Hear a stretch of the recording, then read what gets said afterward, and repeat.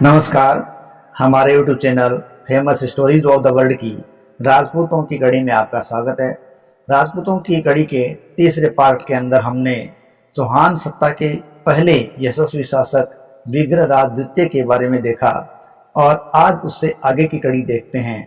और विग्रहराज द्वितीय के पश्चात जो मुख्य शासक पहला शासक आता है वो आता है दुर्लभराज द्वितीय। ऐसा संकेत लगाया जाता है कि विग्रहराज द्वितीय का कोई पुत्र नहीं था, अतः उसके बाद उसका छोटा भाई दुर्लभराज गद्दी पर बैठा था। राष्ट्रकूट शासक धवल के विक्रम संवत 1053 के एक अभिलेख से पता चलता है कि दुर्लभराज ने नाडोल के चौहान महेंद्र पर चढ़ाई की थी और उसे अपने वश में कर लिया था। ऐसा लगता है कि महेंद्र है उसने दुर्लभराज के प्रतिद्वंद्वी अनिल पाटन के चालुक्यों से शायद संधि कर ली थी और चालुक्यों से संधि करने के कारण ही दुर्लभराज ने उस पर आक्रमण किया था और उसे अपने वश में कर लिया था।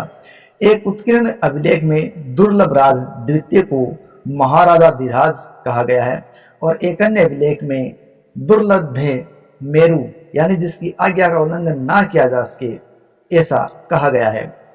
और दुर्लभराज के पश्चात उसका पुत्र गोविंदराज शासक बना। देखिए कहीं कहीं गोविंदराज द्वितीय आ रहा है तो अधिकांश जगह गोविंदराज तृतीय के रूप में भी जाना जाता है।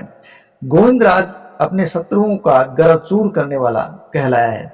कहा जाता है कि उसने महमूद गजनवी के पथ का एक बड़ी सेना के द्वारा सामना किया था जिससे उसको सिंध आने के रास्ते से गजनी जाना पड़ा था क्योंकि उसने रास्ता बदलने के लिए उसको बाध्य कर दिया था। गोविंदराज द्वितीय के पश्चात उसका पुत्र वाकपतिराज द्वितीय शासक बना। पृथ्वीराज विजय जो कि जयाने की रचना है उससे प्रतीत होता है कि वाकपतिराज द्वितीय ने आकाट के गुहिल शासक अंबा प्रसाद को पराजित कर दिया और उसे मार डाला था।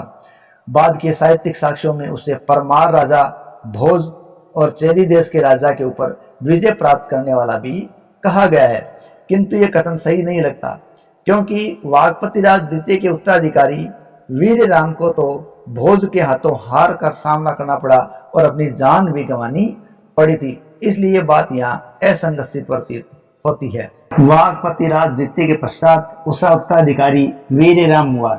इस वीर राम को भोज के सेवकों ने मार डाला और चौहान राजधानी शाकंभरी पर अधिकार कर लिया। सुंदा पहाड़ी पर लिखे एक अभिलेख से ज्ञात होता है कि वीर राम का भाई चामुंडा राज उसके बाद उसका उत्तराधिकारी बना। अब उस चामुंडा राज ने नाडोल के चौहान शासक अनिल की सहायता प्राप्त की और शाकंभरी को परमारों के हाथ से पुनः मुक्त करा लिया था। इस प्रकार चामुंडा राज शाकंभरी को पुनः प्राप्त करने वाला राज बताया गया है। चामुंडा राज के पश्चात उसका पुत्र दुर्लभराज तृतीय राजगद्दी पर बैठा।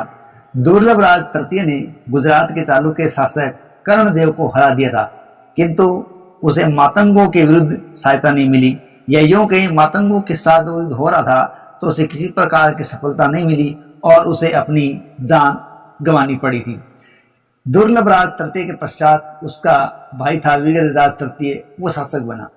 विग्रहराज तृतीय के समय में प्रतिहारों और चौहानों में मधुर संबंध बने रहे। विग्रहराज तृतीय ने चालुक्य नरेश कर्ण को हराने में मालवपति उदयादित्य की सहायता की थी। पुरजन चरित्र से पता चलता है कि विग्रहराज से प्राप्त सारंग नामक घोड़े और सेना की मदद से उदयादित्य ने कर्णदेव को पराजित कर दिया था। विग्रहराज तृतीय के पश्चात उसका पुत्र पृथ्वीराज प्रथम गद्दी पर बैठा। पृथ्वीराज प्रथम एक शक्तिशाली नरेश था जिसने परम भट्टारक, महाराजा धीराज, परमेश्वर आदि बड़ी बड़ी उपाधियां धारण की थी। इनसे पता चलता है कि वह अपने समय के या अपने वंश के पूर्व के राजाओं से अधिक शक्तिशाली था।